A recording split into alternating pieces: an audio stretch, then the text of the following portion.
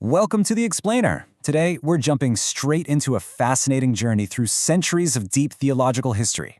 We're going to figure out exactly how early writers and biblical figures believed Christ's sacrifice actually worked. We're talking about the true mechanics of grace. Okay, let's get right into it. In Romans 4:5, the Apostle Paul writes, "God justifies the ungodly." Now, you and I might hear that today and just think, well, yeah, sure, that's just basic grace, right? But back in the ancient world, no way. This was a completely scandalous theological paradox. It literally shocked its original readers to their core. So why was it so shocking? Well, it poses a massive fundamental problem. And really, this is the central question for our whole explainer today.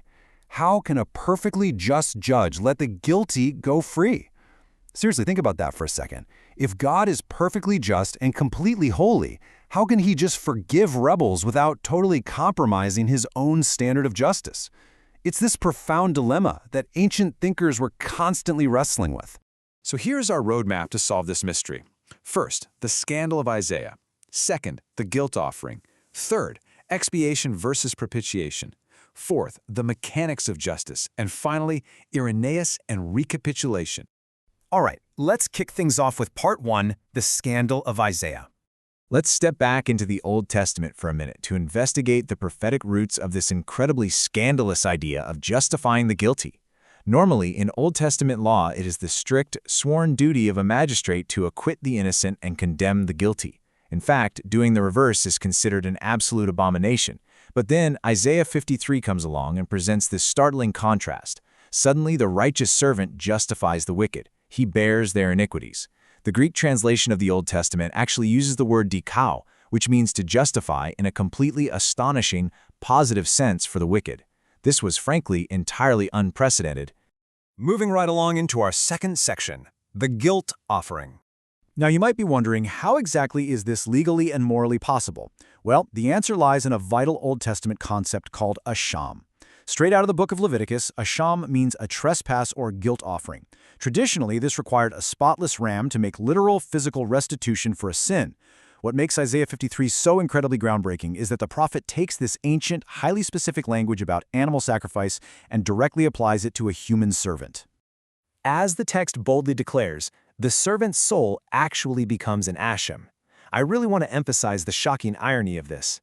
The God of the Old Testament, who, historically speaking, absolutely hates human sacrifice, explicitly states that this servant's life will be made a guilt offering. Why? To sprinkle many nations. It's essentially a mechanism of substitution designed to literally cleanse away the sins of the world. All right, section 3, expiation versus propitiation.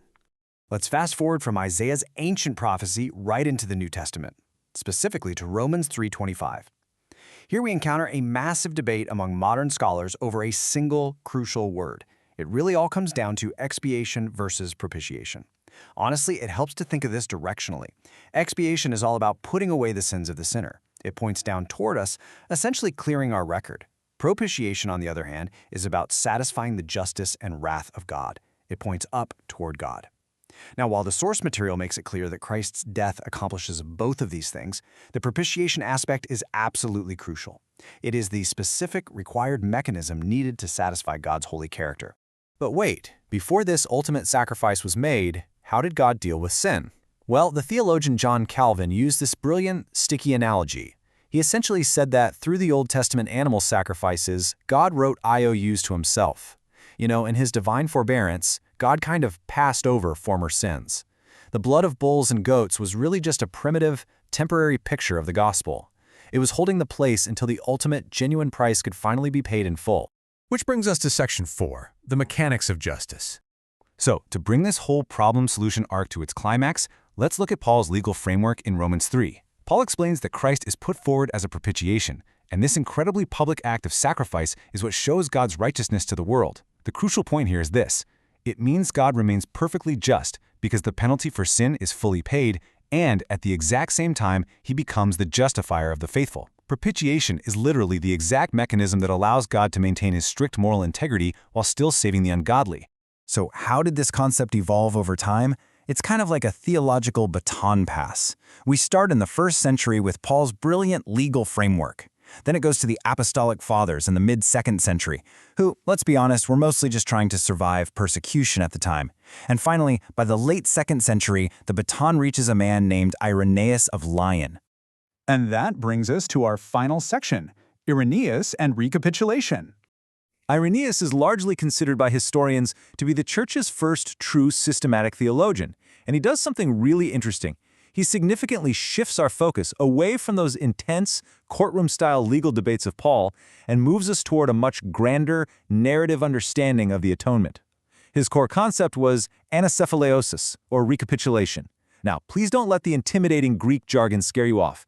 It simply means to sum up, or to bring everything together. Drawing deeply from Paul's letter to the Ephesians, Irenaeus taught that Christ acts as the second Adam. He steps into human history to completely and perfectly reverse all the disastrous effects of the original fall. And Irenaeus had a truly fascinating, albeit slightly quirky belief about how Jesus accomplished this. He believed Jesus literally had to live through every single stage of human life to sanctify it. First, sanctifying childhood, then youth, then young adulthood, and finally old age. Because of a slight misinterpretation of a passage in the Gospel of John, Irenaeus actually believed Jesus lived to be about 50 years old. But historical accuracy aside, his profound theological point was that Jesus had to succeed perfectly at absolutely every single stage of life where humanity had previously failed. Let's bring this beautiful narrative full circle right back to our starting paradox. The anonymous, mid-2nd century epistle to Diognetus says this: "O sweet exchange and unexpected benefits, that the wickedness of many should be hidden in the one who is righteous." This perfectly highlights how the early church viewed this entire legal and narrative mechanism. It wasn't just cold courtroom math, It was a miraculous, sweet exchange of perfect righteousness given in place of our profound guilt. Which leaves us with this final, provocative thought to end our explainer today.